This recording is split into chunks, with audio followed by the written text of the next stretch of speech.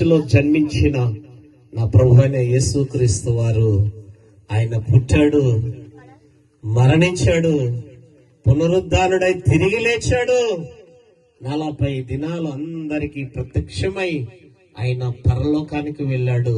ఆయన ఎలాగ వెళ్ళాడో అలాగ తిరిగి వస్తూ ఉన్నాడు. కారణం ఏంటో తెలుసా?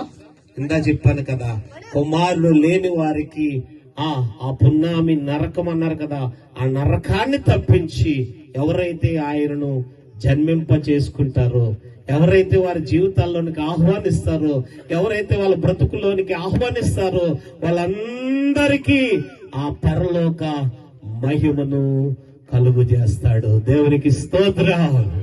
ఈ రాత్రి నీ జీవితంలో మబ్బుందా, ఇబ్బంది ఉందా, వేదన ఉందా, పాపముందా, శాపముందా?